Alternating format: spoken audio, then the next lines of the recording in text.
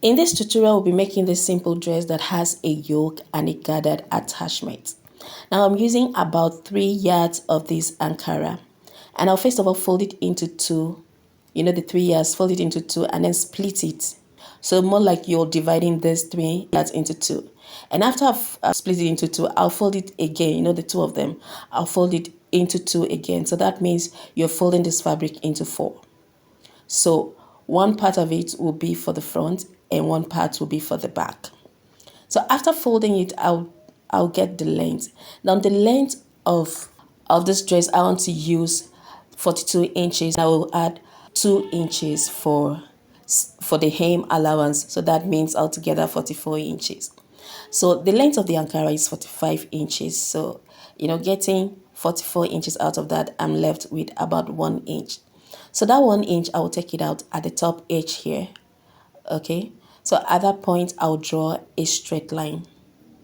So now, assuming this is my shoulder line, which I will observe the shoulder slope of 1 inch, and from the shoulder slope, I'll get 8 inches, which is half of my shoulder measurement for the chest line.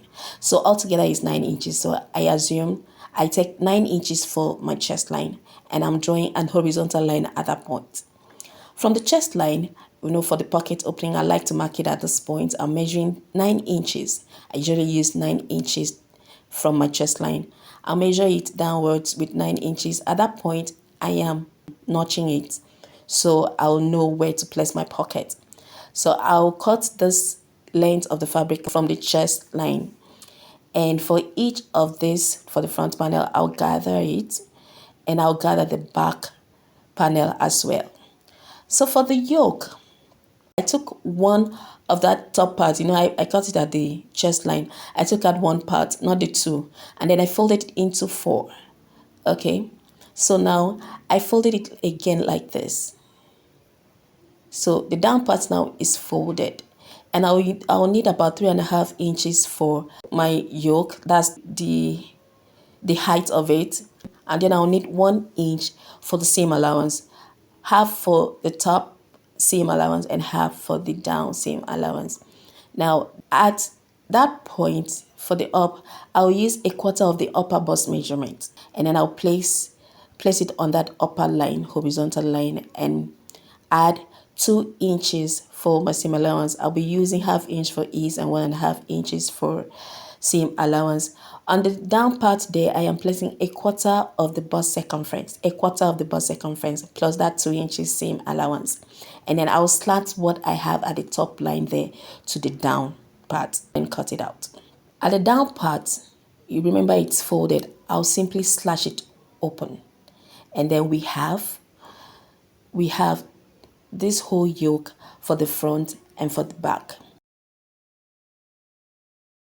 Cutting the sleeves now. So remember, I used 9 inches as my chest line, and I'm gonna need about 3.5 inches for the yoke height. And so we are left with 5.5 inches, okay? And then multiply that by 2 because it runs all the way to the back, from the front to the back. I have 11 inches. I'm adding 2 more inches for ease. So I'll be cutting 13 inches for the sleeve. Normally this is how it should be, but I ended up using 17 inches because I wanted some ease. It was just coming up too much and I didn't like that effect. But of course, this is the right thing for you to do. So you can use 13 inches, you can use 15, you can use 17. It depends on how ease you want. So I'm cutting out the 13 inches, but like I said, I ended up using 17 inches because of the ease I wanted. There are 2 ways to prepare these sleeves, okay? I already have one tutorial for the other type, the other method. I'll leave it in the description box below. For the sleeves, I measured about 22.5 inches length of the fabric, and I'll cuff it at the edge. Now, from the down part there, I went up with about 3/4 inch or half of an inch, and then I cuff it to meet the height.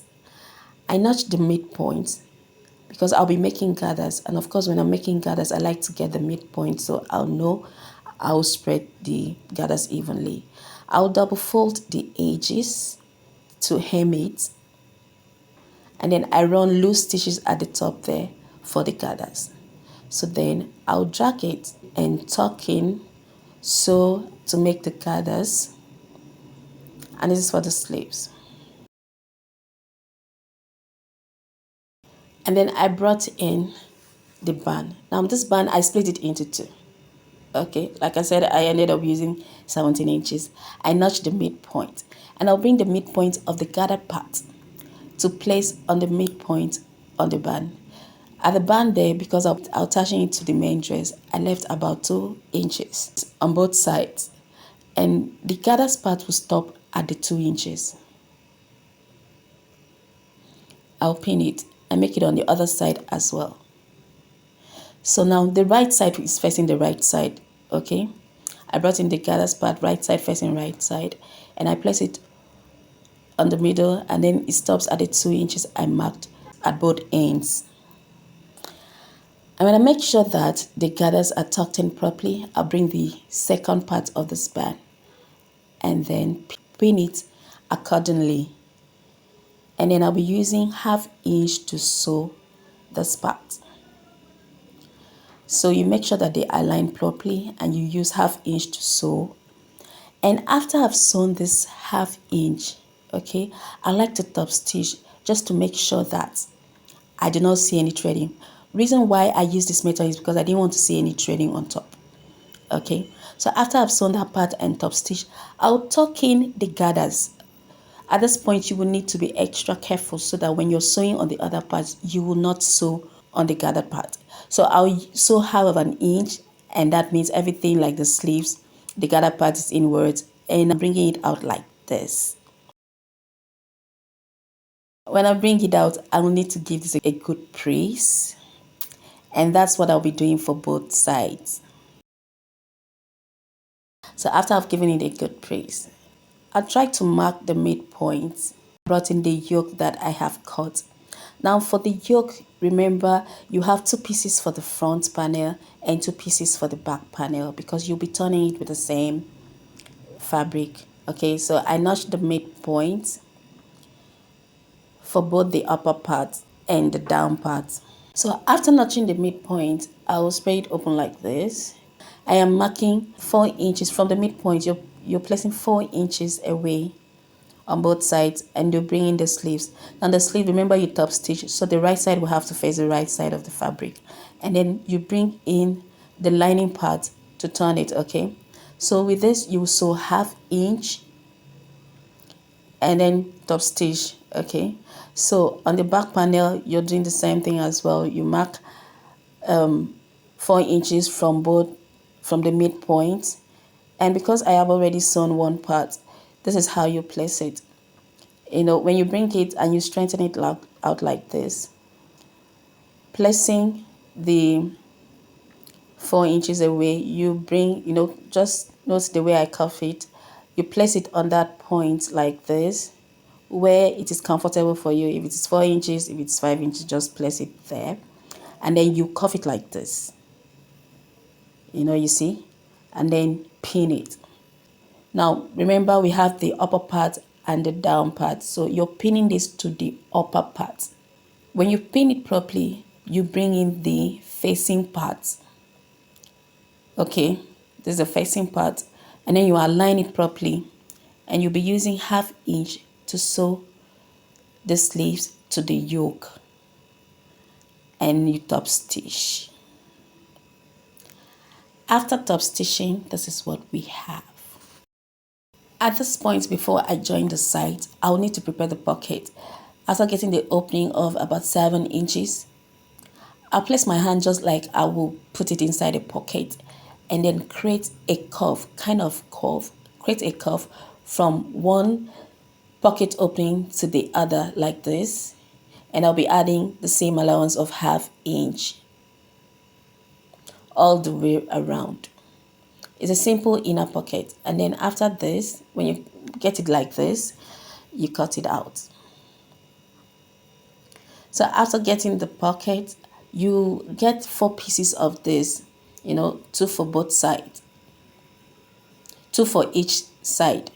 So after getting that, and we have 4 pieces now, I'll then bring in the gathered part. Remember the notch that we made for the pocket. So you bring it in right side of the pocket, facing the right side of the fabric. You bring in where you have the notch, place it like this.